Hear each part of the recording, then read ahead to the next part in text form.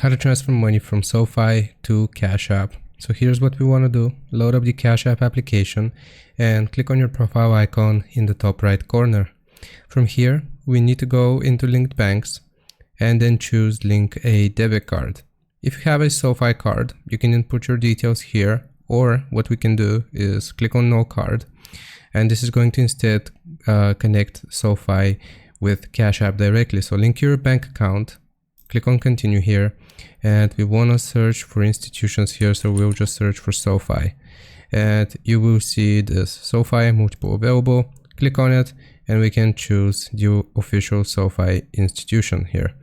Now it will ask you to log in with your email and password for SoFi, and then if you successfully log in, this is going to connect SoFi with Cash App.